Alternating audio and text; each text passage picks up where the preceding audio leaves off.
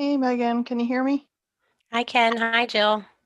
How I you can doing? also I can also hear Michael's clock, so I know he's here. Oh,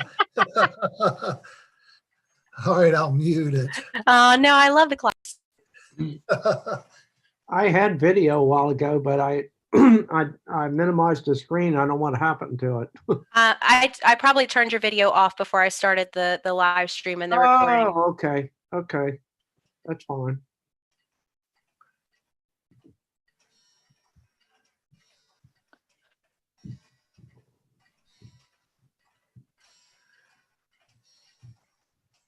Hello, Megan.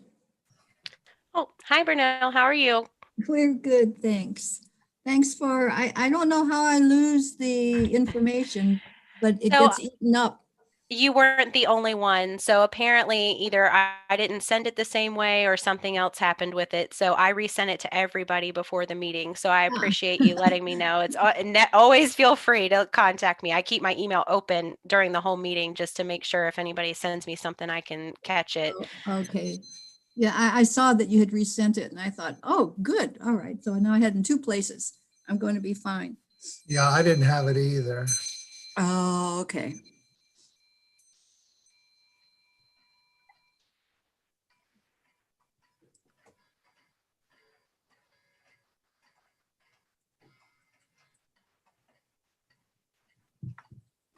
It looks like Megan? we're waiting on Ann and Tom. I was going to ask, are you still quarantined, if I might ask that? No, that ended. So we're good. Everything worked out fine. We didn't thankfully have it, and we're all good here. Thank you for Okay. asking. Oh, yeah. I didn't think about it the last time, or I thought, well, maybe I shouldn't ask during the meeting. But anyway, good. Stay that way.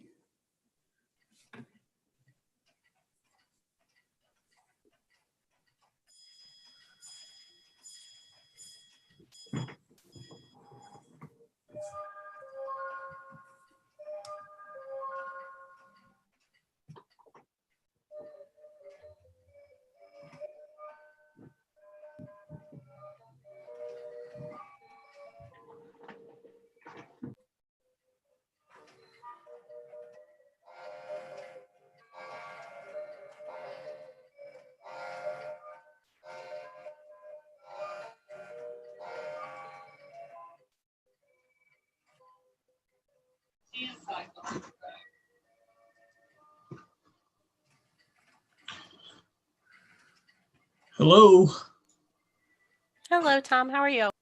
I'm well, and you? Doing great. Thanks. It looks like we just are missing Ann, I think. Okay.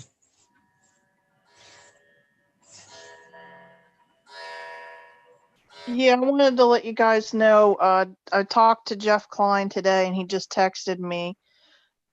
He's still in another meeting right now. He's on the Veterans Committee and they're having their first meeting tonight. So he's going to come in later if he can, but he's going to be at the very least late. Okay. And Ann is connecting now. All right. For reasons I don't completely understand, I couldn't print out the minutes or the agenda. So it's pretty simple. We're just going to look at one thing tonight. I don't think it's a big deal, but if I skip something, please let me know.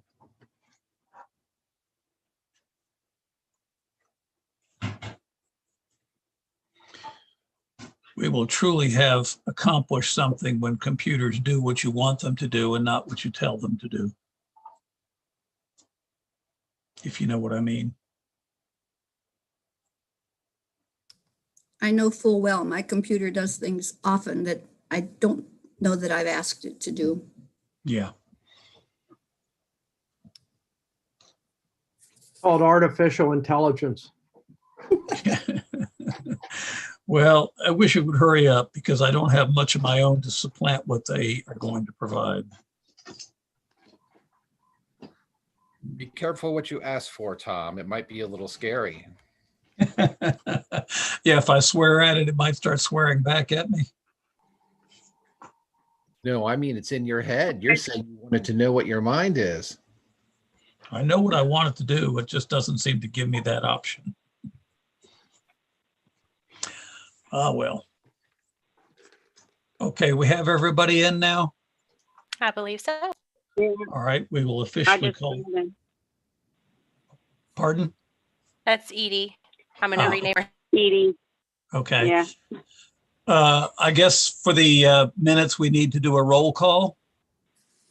So I will call the meeting to order and ask everyone, well, let's see. Yeah, we want to ask everybody to say their name and that they're here.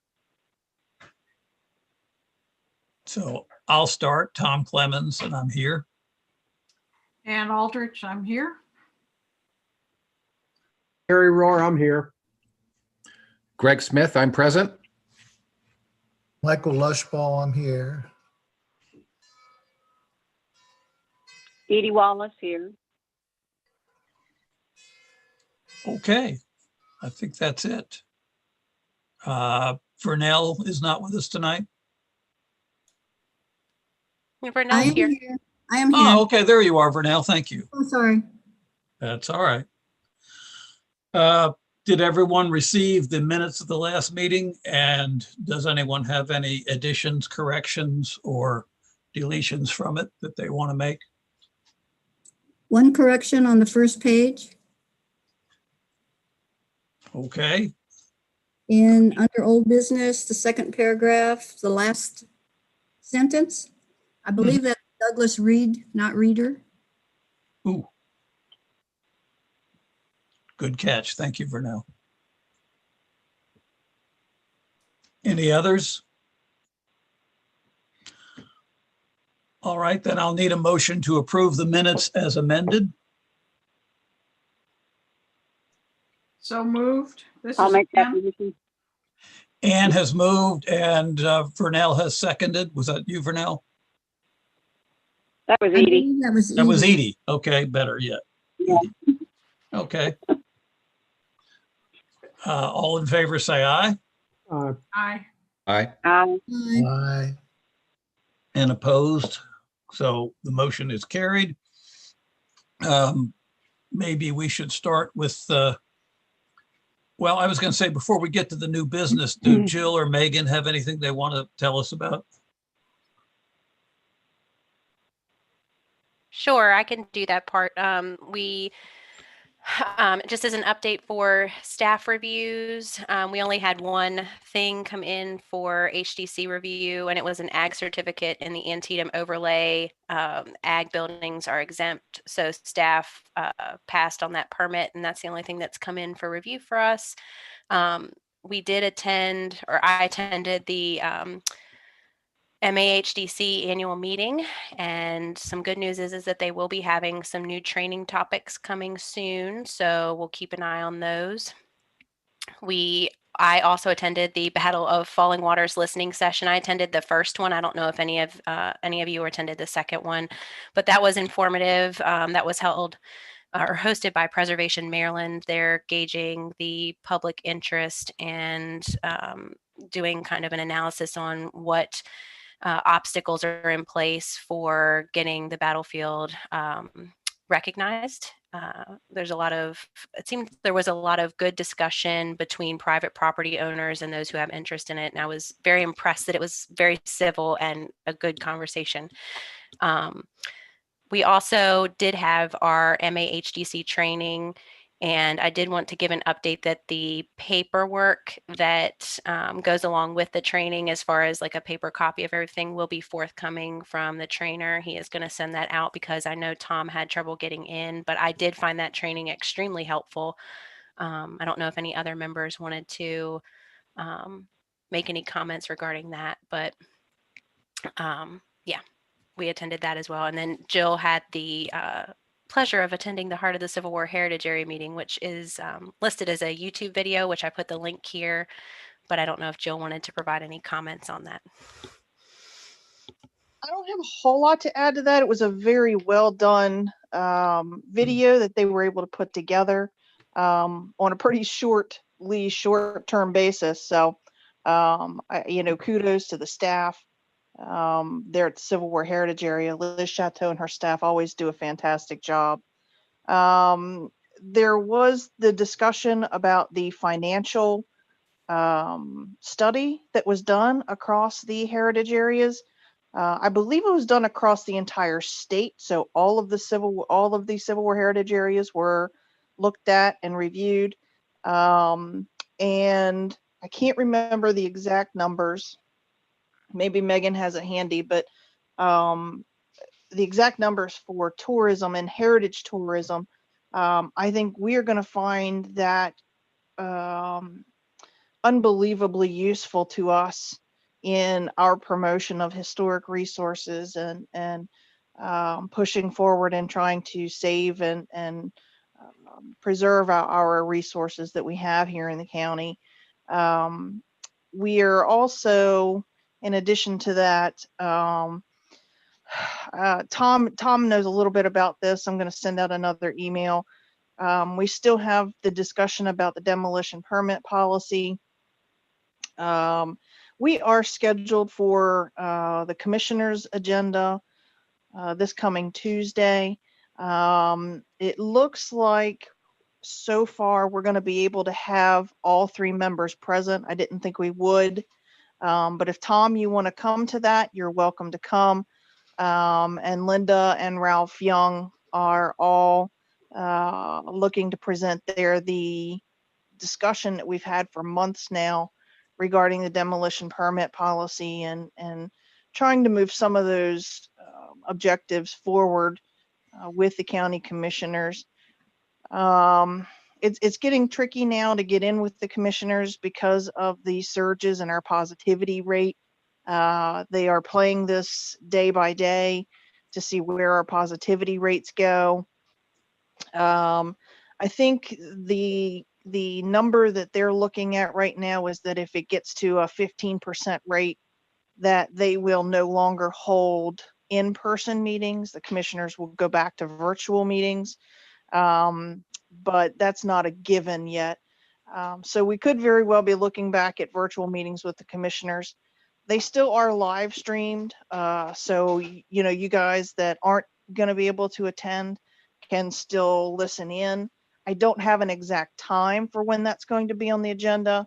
That'll come out probably on Friday when they post the agenda, the exact time. So you guys can always tune in and listen to that if you're available for that.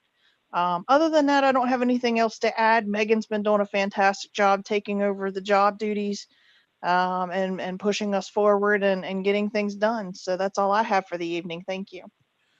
So Jill? Sorry, that's Tuesday, the 8th, is that right? Correct. Yes. And the 3 of us can attend in person. Yes. Okay, I'll have to consult with my wife about that, but I'll put that on my, Yep. if nothing else, I will watch it, but I may be able to go. We'll see. Again, if you're comfortable, that's fine. If not, or if you have another, you know, thing to deal with, that's fine too. However that works for you, just let me know. Well, it'll be a consultation and I will let you know. I have a question Very for good. Megan. Yes. Yes. Okay. Back to then new business. Oh, if I can, Tom, this is Ann, and Yes. I really wanted to follow up on Jill's comment about the tourism data on the heritage area tourism data. Yeah. Wonder if there's any time between now and the discussion on Tuesday to put that together, because I think, Jill, you referred to it, that data, I'm sure it's economic data, really can help influence the whole discussion we're having on the demolition, and I think would really support both the advisory committee and the historic district commission's position and why we're focusing on the demolition so much. That's an excellent point, and I'll have something put together for them, for Linda and Ralph, and if Tom is able to attend, I'll have something put together for them. What I can tell you is that the way that the study was done, is that it was based upon the actual each individual heritage area. And I will say this is that they were meticulous, and they were they made a point to tell you this, is they were meticulous in sort of how they did the data and where it came from, and exactly, they wanted the metrics to be defendable. Now, the only problem with that is that our heritage area stretches over 3 counties. So they weren't able to, decipher out of that total how much each county would benefit. But regardless of that, I think it's still a big thing to promote, because typically when people are doing these events or doing these trails or coming into the actual heritage area, chances are they might be hitting, or probably hitting, all 3 counties anyway. And I probably, I'm going to kind of go out on a limb here. Maybe I'm biased, but I'm going to say Washington County is probably a prime target, given the Antietam battlefield and the C&O Canal and all of the heritage that we have here. I feel like we have, an outstanding number of historic resources that people would come here for. So that's a great point, Anne. I'll put together the numbers that that they have pulled together so far. The study hasn't been finalized, but it's pretty close. So I'll be able to give that to them as further documentation for the commissioners. That would be great, because I think, if I recall the heritage area boundaries, I think Washington County actually has the largest proportion of acres in the heritage area too. Yes. Yeah, I Very- believe Jill, you can get those numbers, I'm sure, from Liz Chateau or Dan Spedden, specifically for Washington County, or Dennis Fry, who is the immediate past president. Or And maybe Gary Rohr, who is a Gary board. Rohr can help you. I might have them here in the Advisory file. committee. I'll take a look and see what I've got while the meeting's progressing. And Jill, I'll go as far as to say that when it comes to Civil War heritage, I would boldly say that Washington County probably has the lion's share. You do have the National Museum of Civil War Medicine in Frederick, but the primary target, let's face it, is Antietam. Behind it comes South Mountain in Washington County. And of course, we carry over into Harper's Ferry. But I would be very surprised if, when it comes to the Civil War impact or the 19th century, I'd be very surprised if it's not our county. I agree, Gary. And actually, a lot of people are not aware of this, but Washington County has 5 separate national parks. Antietam, the Canal, Harper's Ferry owns 800 acres in Washington County, Catoctin National Forest, and the Appalachian Trail. Yeah, yeah. There's not another county in the country that has 5 national parks. Before we move on, I got a question for Megan. Yes, sir. In your report, very early on, you mentioned a staff approval of an agricultural permit in the Antietam overlay. What was the permit for, and where was it specifically located? I don't have the address handy because Jill reviewed that one, but I do have the permit number and I can forward you the address. It was just for an agricultural building, so a barn. Approximate location. Hold on one second and I'll get that for you. Didn't mean to pin you down so much. Okay, while she's doing that, let me just bring up one other thing. I believe that Megan forwarded to all of you the response we got from MET about the Stivers property. Everybody Yes. got that? Yes. Yeah. And it was basically what I expected them to say. Mhm. Did talk with Nick Redding of Preservation Maryland, and basically he expressed frustration that he wished they had contacted him as well, but they didn't. It seems maybe there should be a change made with easements if there are important buildings buildings of note on the property, Yeah. they need to be mentioned. And apparently that was the escape clause for this one. There was no requirement that the buildings be retained. Well, and they checked with Preservation Maryland in 2010, 2011, when he wanted to tear it down, and but they didn't check this time, which was, I think, Nick's frustration. But at any rate, okay. You gave me just enough time. Well, I'm very glad. Thank you, Megan. Go ahead. It's 6821 Sharpsburg Pike. And this was for a nearly 2,000 square foot pole building and a 650 square foot lean-to for storage of hay, equipment, gravel floor for animal husbandry purposes. Okay. I took a quick look in my file because having just recently joined the board for the Civil War Heritage area, I don't have, I had requested that PowerPoint for that information, so I can't provide it to you. That just reminded me to get a hold of Emily and ask her to send it to me because they were going to send it out to us.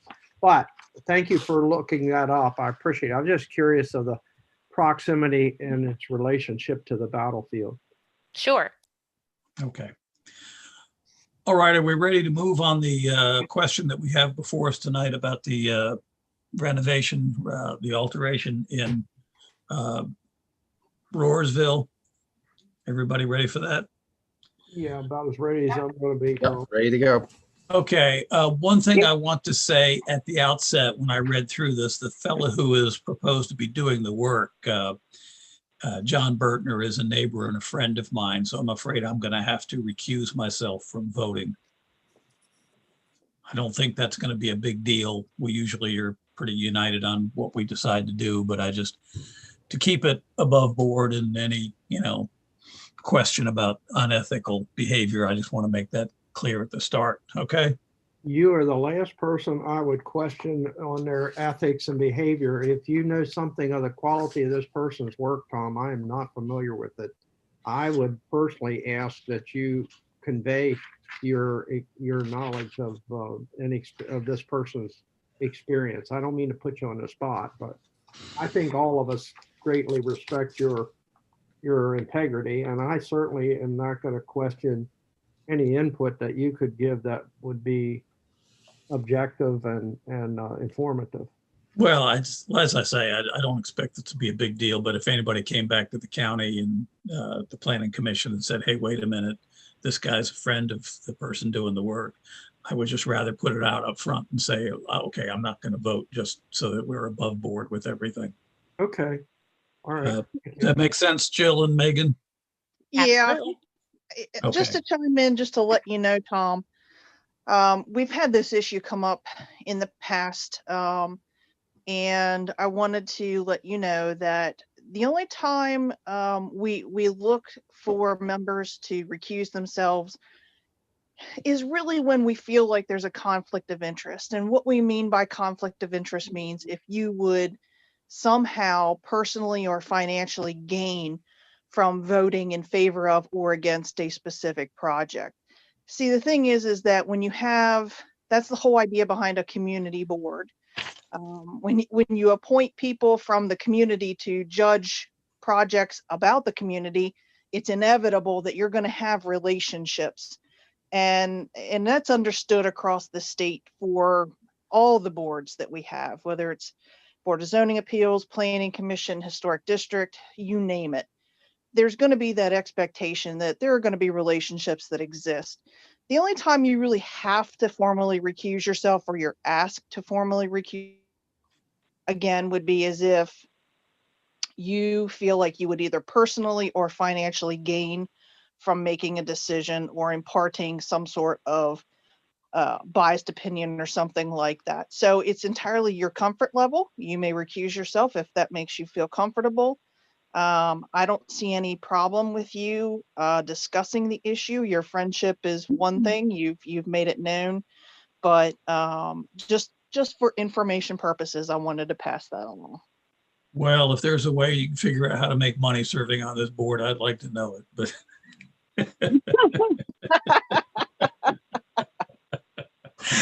okay, well, let's go ahead and move on and discuss it then. Okay, before we begin, on the Division of Plan Review and Permitting, the one that has Washington County, Maryland logo at the top, the floodplain question, yes or no, was not answered. And the historic yes or no question was not answered. And I'm wondering why that wasn't and if it's a deal or not. If it's Was in the this- floodplain, we're all in trouble. It Was- wasn't marked. It wasn't marked yes or no. And It's not even close. It's not even close. Okay, but then the no, I would think the no should be marked, but then the historic question, yes or no, that wasn't answered either. Is this the permit application paper that you're looking at? Yes. So those fields are fields that get filled in when the permit is initialized in the computer system, and it's possible that the scanned version that you got was filled in prior to those fields being known. But I don't believe it's in the floodplain, and it's before you for the historic review. So That's what I thought. So I was yeah. just puzzled why those things were not marked, not Yeah, checked. we had a similar issue with another one where it got filled in prior to the information being in the system and corrected. So it's something that does occur. It's just when we first initialize it, sometimes that happens.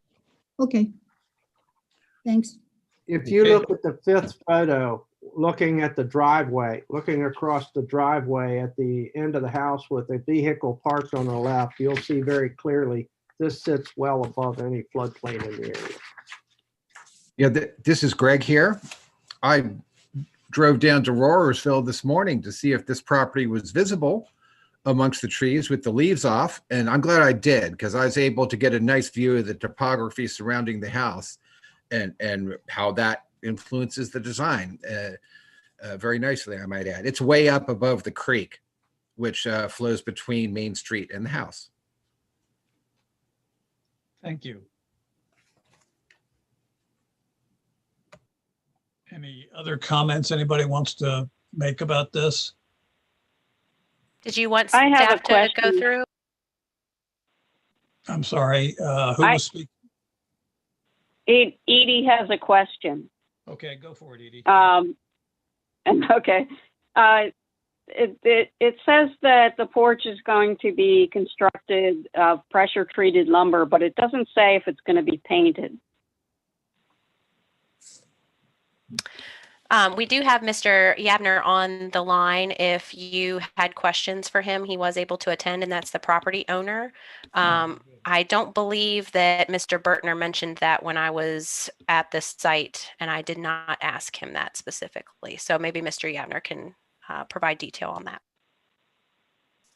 Yeah, I'm happy to comment on that. I just would like to thank the commission for inviting me to the meeting and for the work you all do to protect the history of the county. My family, I sent a letter. I hope everyone had a chance to read it, but my family purchased the property in the 60s and have throughout the years done everything to preserve the integrity of the property. And we also own the property that's contiguous. You might have known it as Bear's Nursery. George Bear's Nursery owned it. It's the site of Barkman's Mill, which is also listed in the registry. But from my research, that was originally part of this farm. This was Samuel Moore's farm. And he and David are forming the town of Rohrersville. There's a lot of history there, and I've contacted the county, or the state rather, about updating the records, which I'm in the process of doing. But the addition, the pressure treated lumber will only be used on the decking, and the rest of it is going to be either in pine or mahogany and painted white, all the trim to match the white trim of the house. So it's only the decking that will be pressure treated. Thank you, Mr. Okay. Yammer. That answers my question. Megan, could you go back to the photographs of the house? Sure. Thanks.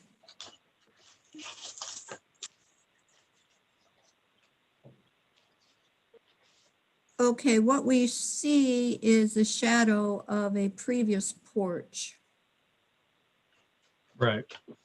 Yeah. And the design that you're proposing is based not on that, if I'm reading correctly, but on other samples, examples that match the area and the time. Is that correct?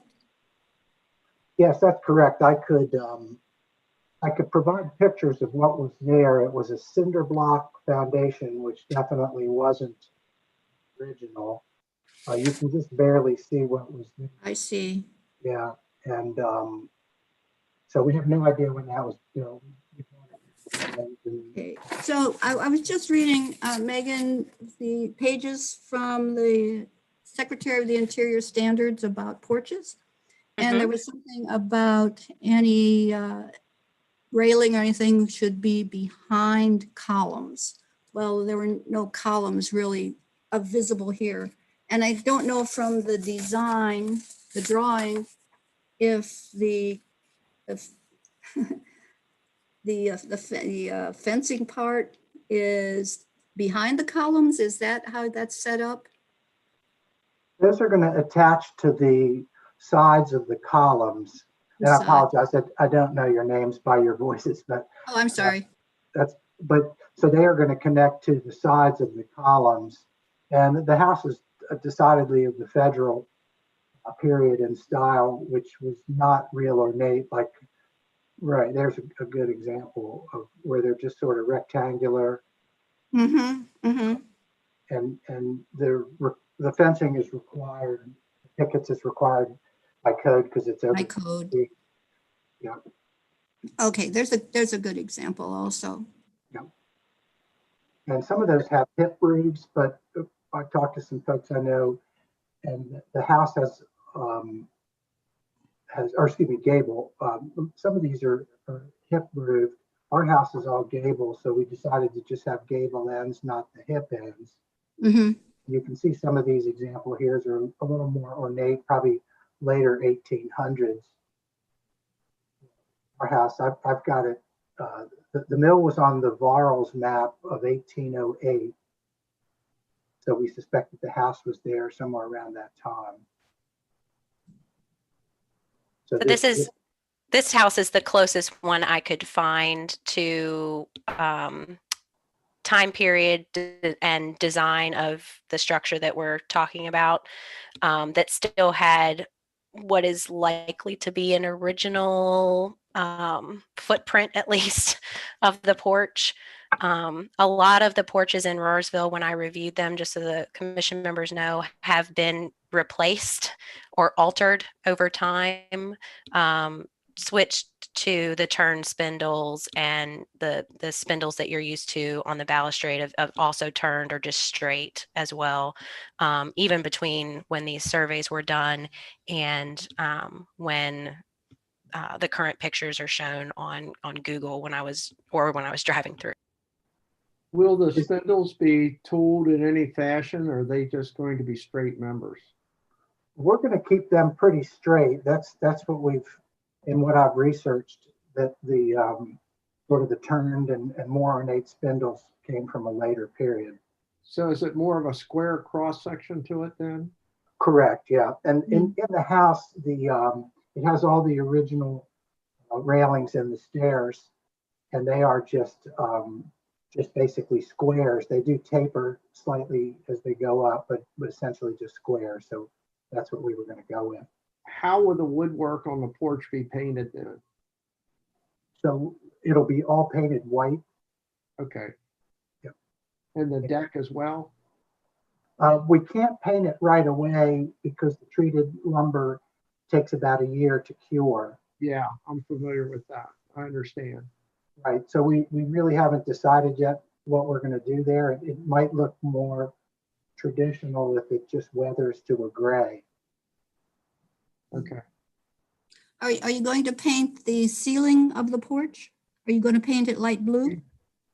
We hadn't decided yet. We were between white and light blue. And I don't know when the period was when the light blue started to be used, but I know it's real popular in the area. I think that's later. That's later. Okay. Yeah. I think that's a Victorian thing. I was going to say late 19th century. Okay. Yeah. And we're open to suggestion. We want to do it right. And what we're trying to do is just make it the design such that somebody walking up to it wouldn't suspect that it was new. Obviously, that's difficult to do because the rest of the house is pretty aged. But Now, by the looks of your drawing, your schematic, it looks like you have pilasters supporting the frame of the porch. Are those going to be brick, or what will you be doing there? those are going to be a concrete block core and faced on all sides with brick. Okay. And we're going to paint it to match the house because the brick on the house is that old Hammond brick. It's not in great shape in certain places. So I think that if we left those exposed brick, it would really stand out as being newer than the house. Okay. Okay.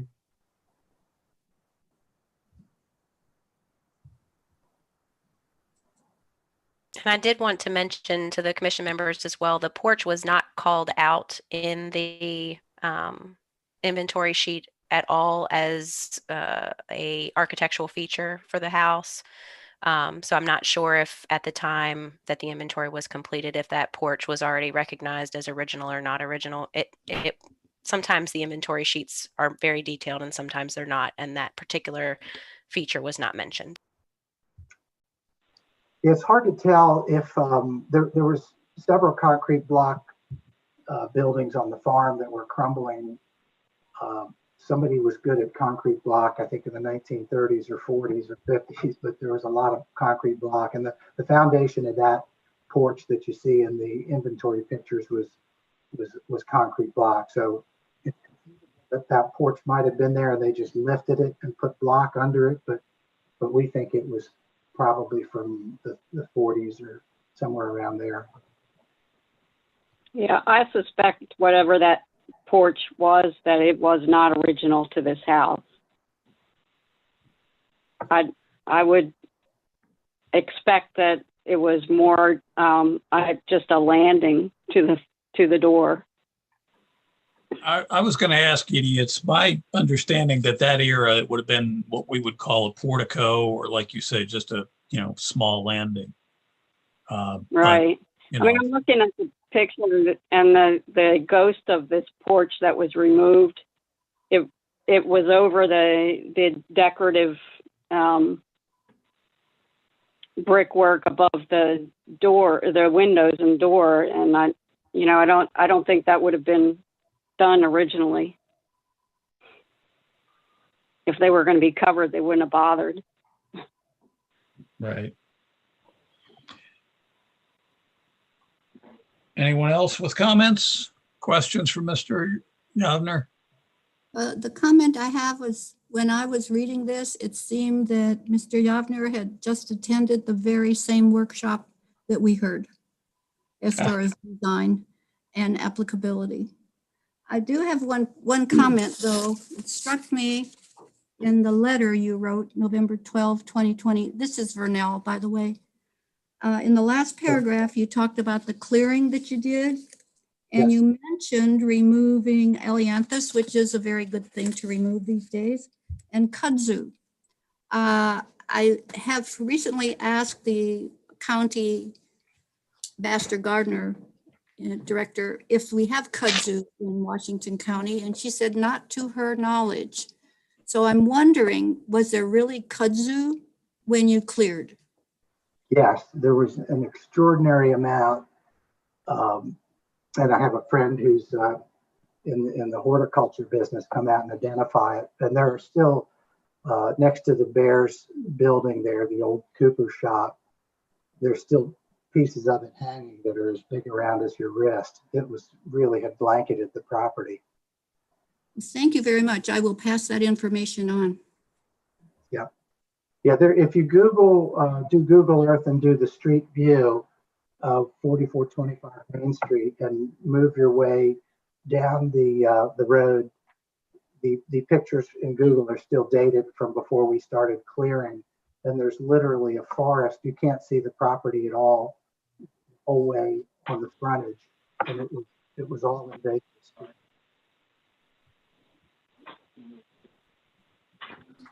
My parents kept the house inside in decent shape and always had the heat and water and everything running, but they in their later years were unable to take care of the property, and until I inherited it, I didn't have the time or to really do it, but really have taken it on as my project since I inherited it. Tom, I make a motion, we accept this proposal or approve it. Second. Brunel seconds.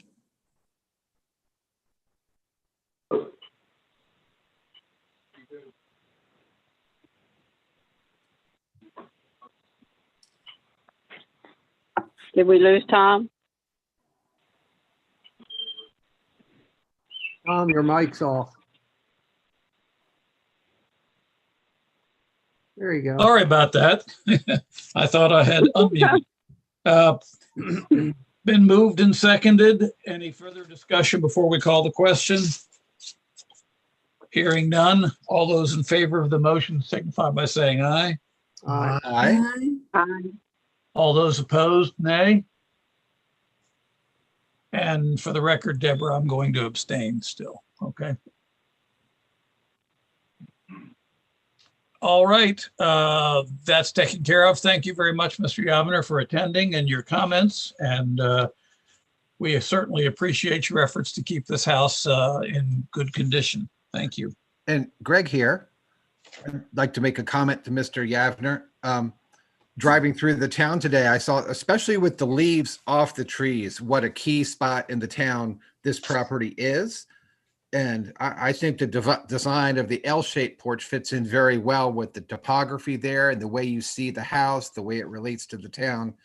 And I'm really happy that you're going to come and live in this house, that you're taking care of it. It's a real asset to the town and the county. Thank you. Well, thank you very much, and thank you all for allowing me to speak here. And I regret that I can't meet you all in person, but I've been a member of the Historical Society over the years and treasure the property, and really look forward to updating the inventory to reflect that Barkman's Mill was originally part of this property, and it was Samuel Rohr's, and it's got a lot more history than is in the inventory. I look forward to updating that. Great. Thank you. Yay. Pleasure. Thank you all very much. Appreciate it. Okay. All right. Our next meeting will be next year in January 2021. Certainly, Jill and Megan can keep us updated with anything else by email in between. And who knows, from what I hear on the news, sometime next year, we may actually get to meet face to face again. So we'll hope for that. Maybe if we show up for the meeting, we can get our vaccination. Yeah. Well, we're all old enough, I think.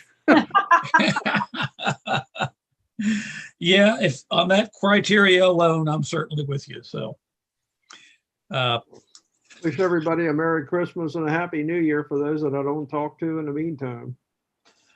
same from me. And Jill or Megan, anything else to add? I have If nothing not, to add. If not, thank you for everything you're doing. And I will try harder next time to be able to join in on that. The GoToMeeting kind of threw me because I'm so used to Zoom. But anyway, Are we all? yeah, it's the way of life these days, isn't it? So thank you all. And as Gary said, happy holidays to everyone. And we'll see you. And to you as well. Yes. See you in 2021. And Jill, I'll let you know whether I'll be there in person or not next Tuesday. Okay. Sounds great, Tom. Thanks. Thanks, And everybody. thanks, Jill and Megan, for all you do to keep us moving forward. Absolutely. Sure. Absolutely. We'll cross our fingers with the demolition permit and hope that things go well. So Do you need a motion to adjourn, Tom? theoretically, we should. I so move. All right. We had a motion to adjourn. A second. I second it. Michael. Michael, thank you, Michael. And all those in favor say aye. Aye. Aye. Aye. All right. Happy holidays and everybody stay safe. Merry Thank Christmas. you.